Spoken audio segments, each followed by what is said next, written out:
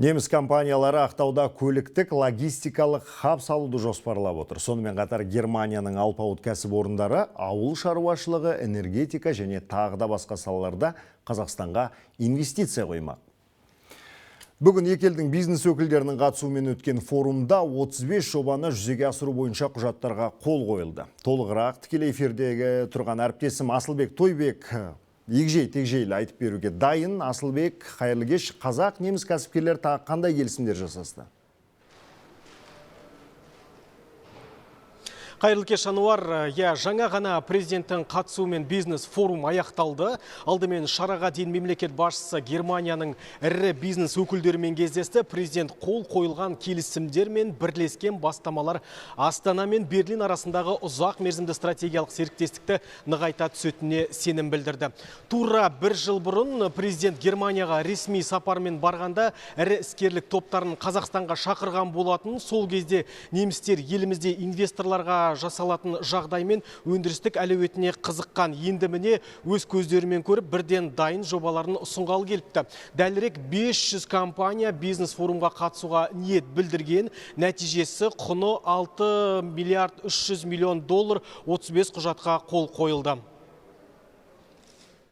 Мысалы, басқа мемлекеттерден, Қытай, араб мемлекеттерінен тек қаражатпен инвестиция келетін болса, Германияда қаражатпен қоса жаңа технологияны бөліседі.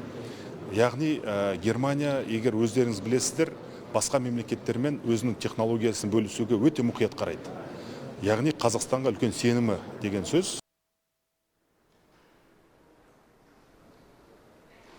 Германиядан келетін инвестицияның тағы бір ерекшелігі бұл шикізаттық емес өндіріс, яғни тауарды өңдеуге, толық соңына дейін өндіруге бағытталған. Ал Қазақстан инвесторларға қай жағынан алып қараса да қолайлы. Бізде шикізат та бар, кенде көп, көлік логистика жағы да тиімді, ыңғайлы. Мәселен, Қытай мен Еуропа арасындағы жүк тасымалының 80% біздің еліміздің аумағы арқылы өтеді. Енді шығыс пен батысты байланыстыратын дәліздегі кедергілерді жою басты міндет болып отыр.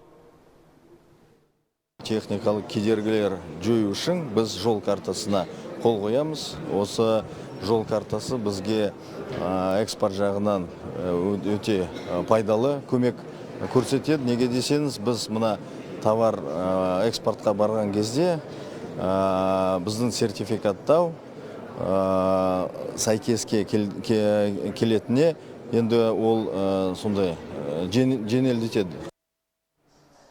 Германияның экономикасы өнеркәсіп пен өндірістік секторға негізделген. Елде автомобиль жасау, химиялық өнімдер және электроника сияқты салалар жақсы дамығаны белгілі. Осы салаларды инвесторлар біздің елде де дамытуға бейіл. Айта кетсек, өткен жылы немістердің Қазақстанға құйған инвестиция көлемі 770 миллион долларға жетсе, биылғы жылдың алғашқы 3 айында 112 миллион доллардан асқан. Бұл жолы ауыл шаруашылығы саласында неміс технологиясы мен инновацияларын қолдану бойынша да жаңа жобалар бар. Қазақстанның жер көлемі үлкен, сәйкесінше ауыл шаруашылығы да тиімді. Біз агросекторды қаржыландыру мен жаңа технологияларды жеткізу жолын қарастырып жатырмыз. Бұған дейін де Германия Қазақстанға заманауи үлгідегі техникаларды жеткізуші елдердің алды болатын.